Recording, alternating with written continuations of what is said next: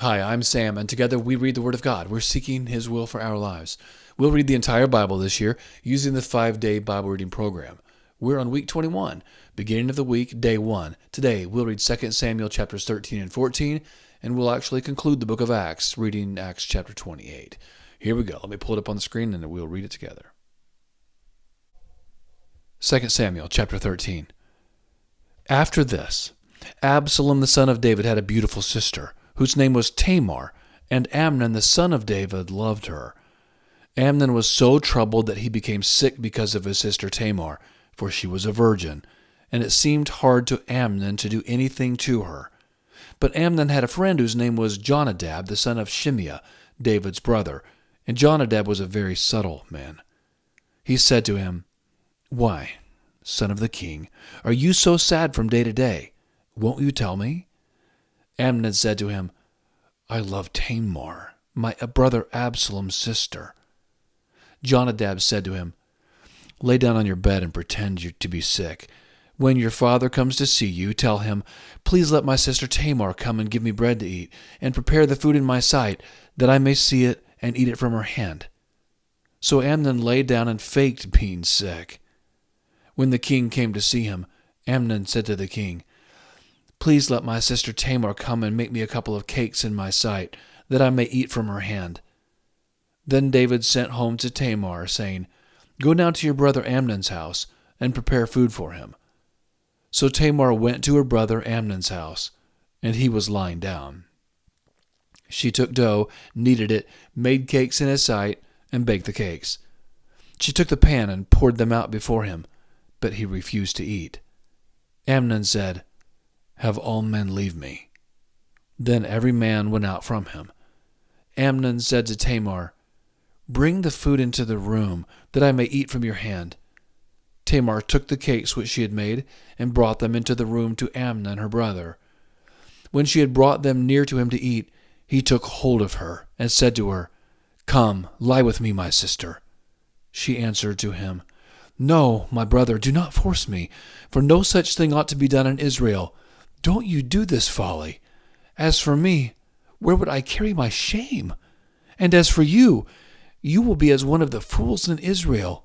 Now, therefore, please speak to the king, for he will not withhold me from you." However, he would not listen to her voice.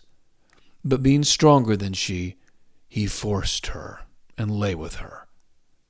Then Amnon hated her with exceedingly great hatred, for the hatred with which he hated her was greater than the love with which he had loved her. Amnon said to her, "Arise, be gone." She said to him, "Not so, because this great wrong in sending me away is worse than the other that you did to me." But he would not listen to her.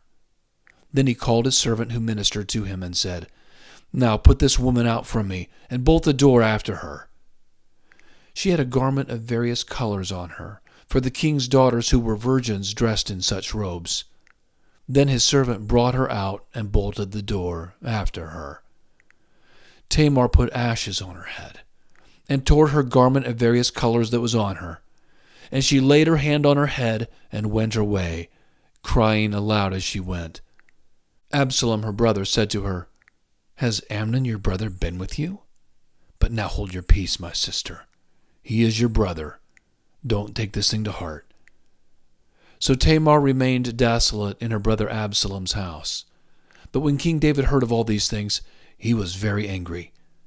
Absalom spoke to Amnon neither good nor bad, for Absalom hated Amnon because he had forced his sister Tamar.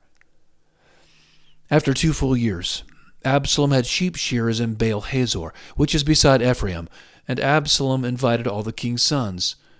Absalom came to the king and said, "See now, your servant has sheep shearers. Please let the king and his servants go with your servant."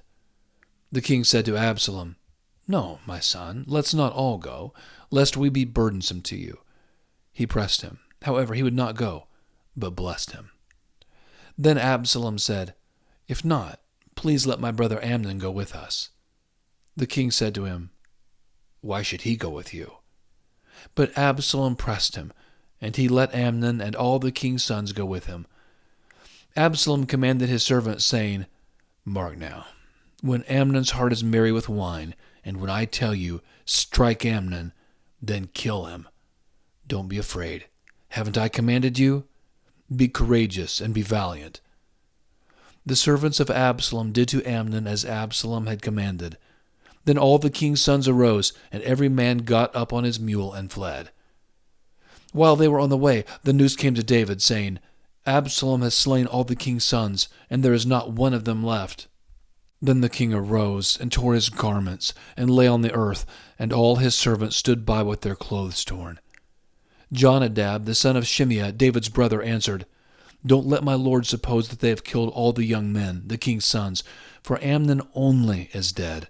For by the appointment of Absalom this has been determined from the day that he forced his sister Tamar. Now therefore don't let my lord the king take the thing to his heart, to think that all the king's sons are dead, for only Amnon is dead. But Absalom fled. The young man who kept the watch lifted up his eyes and looked, and behold, many people were coming by way of the hillside behind him. Jonadab said to the king, Behold, the king's sons are coming. It is as your servant said. As soon as he had finished speaking, behold, the king's sons came, and lifted up their voices and wept. The king also and all his servants wept bitterly. But Absalom fled and went to Talmai, the son of Ammihur, king of Geshur. David mourned for his son every day. So Absalom fled and went to Geshur, and was there 3 years. King David longed to go out to Absalom, for he was comforted concerning Amnon, since he was dead. Chapter 14. Now Joab the son of Zeruiah perceived that the king's heart was toward Absalom.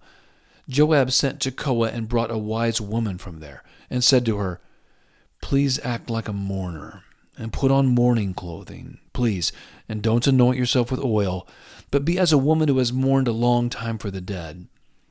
Go into the king, and speak like this to him. So Joab put the words in her mouth. When the woman of Tekoa spoke to the king, she fell on her face to the ground, showed respect, and said, Hope, O king. The king said to her, What ails you? She answered, Truly I am a widow, and my husband is dead. Your servant had 2 sons, and they both fought together in the field, and there was no one to part them, but the one struck the other and killed him. Behold, the whole family has risen against your servant, and they say, Deliver him who struck his brother, that we may kill him for the life of his brother whom he killed, and so destroy the heir also. Thus they would quench my coal which is left, and would leave to my husband neither name nor remainder on the surface of the earth. The king said to the woman, Go to your house, and I will give a command concerning you. The woman of Tekoa said to the king, My lord, O king, may the iniquity be on me and on my father's house, and may the king and his throne be guiltless. The king said, Whoever says anything to you, bring him to me, and he will not bother you any more.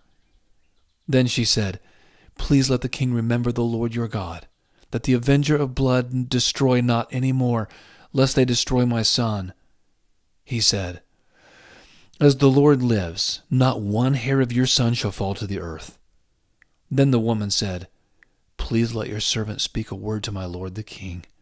He said, Say on. The woman said, Why then have you devised such a thing against the people of God? For in speaking this word the king is as one who is guilty, in that the king does not bring home again his banished one.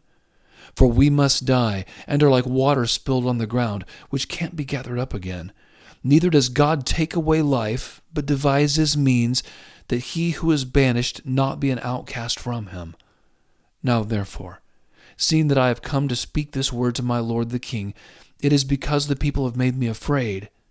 Your servant said, I will now speak to the king. It may be that the king will perform the request of his servant. For the king will hear, to deliver his servant out of the hand of the man who would destroy me and my son together out of the inheritance of God. Then your servant said, Please let the word of my lord the king bring rest, for as an angel of God, so is my lord the king to discern good and bad. May the Lord your God be with you. Then the king answered the woman, Please don't hide anything from me that I ask you. The woman said, Let my lord the king now speak." The king said, "Is the hand of Joab with you in all this?" The woman answered, "As your soul lives, my lord the king, no one can turn to the right hand or to the left from anything that my lord the king has spoken. For your servant Joab urged me, and he put all these words in the mouth of your servant. Your servant Joab has done this thing to change the face of the matter. My lord is wise, according to the wisdom of an angel of God, to know all things that are in the earth." The king said to Joab, "Behold now, I have granted this thing. Go therefore and bring the young man Absalom back." Joab fell to the ground on his face, showed respect, and blessed the king. Joab said, "Today your servant knows that I have found favor in your sight, my lord, O king, in that the king has performed the request of his servant." So Joab arose and went to Geshur and brought Absalom to Jerusalem. The king said, "Let him return to his own house, but let him not see my face."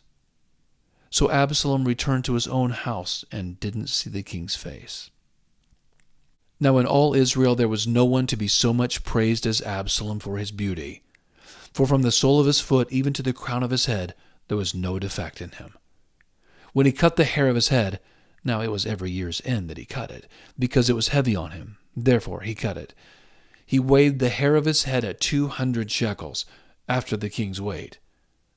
3 sons were born to Absalom, and 1 daughter, whose name was Tamar. She was a woman with a beautiful face. Absalom lived 2 full years in Jerusalem, and he didn't see the king's face.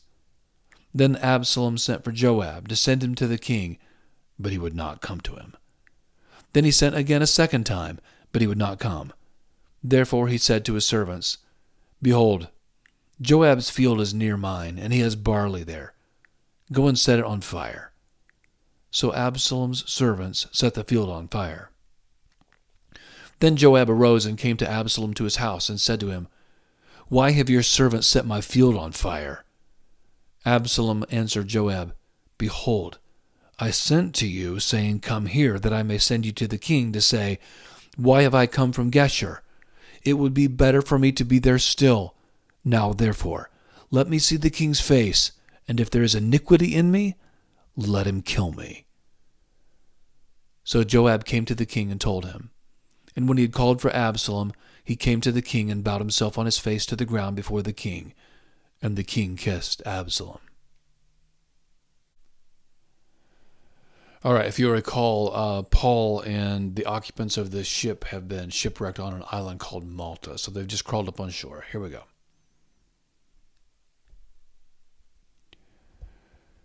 When we had escaped, then they learned that the island was called Malta. The natives showed us uncommon kindness, for they kindled a fire and received us all, because of the present rain and because of the cold. But when Paul had gathered a bundle of sticks and laid them on the fire, a viper came out because of the heat and fastened on his hand.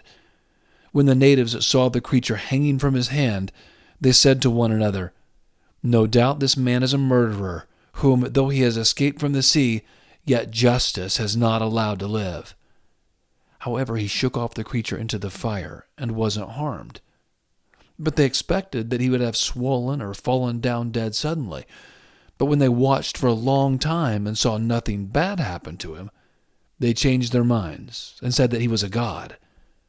Now in the neighborhood of that place were lands belonging to the chief man of the island, named Publius, who received us and courteously entertained us for 3 days. The father of Publius lay sick of fever and dysentery. Paul entered into him, prayed, and laying his hands on him, healed him. Then when this was done, the rest also who had diseases in the island came and were cured. They also honored us with many honors, and when we sailed, they put on board the things that we needed. After 3 months, we set sail in a ship of Alexandria, which had wintered in the island, whose figurehead was the twin brothers. Touching at Syracuse, we stayed there 3 days. From there we circled around and arrived at Rhegium. After 1 day, a south wind sprang up, and on the 2nd day we came to Puteoli, where we found brothers, and were entreated to stay with them for 7 days. So we came to Rome. From there the brothers, when they heard of us, came to meet us as far as the market of Appius and the 3 taverns. When Paul saw them, he thanked God and took courage. When we entered into Rome, the centurion delivered the prisoners to the captain of the guard, but Paul was allowed to stay by himself with the soldier who guarded him. After 3 days, Paul gathered together those who were the leaders of the Jews. When they had come together, he said to them, I, brothers, though I had done nothing against the people or the customs of our fathers, still was delivered prisoner from Jerusalem into the hands of the Romans, who, when they examined me, desired to set me free, because there was no cause of death in me.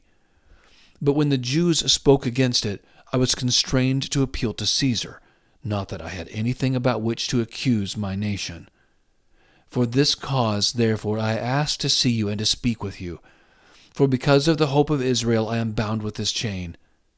They said to him, We neither received letters from Judea concerning you, nor did any of the brothers come here and report or speak any evil of you. But we desire to hear from you what you think. For, as concerning this sect, it is known to us that everywhere it is spoken against. When they had appointed him a day, many people came to him at his lodging. He explained to them, testifying about God's kingdom and persuading them concerning Jesus, both from the law of Moses and from the prophets, from morning until evening. Some believed the things which were spoken, and some disbelieved. When they didn't agree among themselves, they departed after Paul had spoken one message. The Holy Spirit spoke rightly through Isaiah the prophet to our fathers, saying, Go to this people and say, In hearing you will hear, but will in no way understand. In seeing you will see, but will in no way perceive. For this people's heart has grown callous. Their ears are dull of hearing, their eyes they have closed, lest they should see with their eyes, hear with their ears, understand with their heart, and would turn again. Then I would heal them. Be it known therefore to you that the salvation of God is sent to the nations, and they will listen. When he had said these words, the Jews departed, having a great dispute among themselves. Paul stayed 2 whole years in his own rented house and received all who were coming to him, preaching God's kingdom and teaching the things concerning the Lord Jesus Christ with all boldness, without hindrance.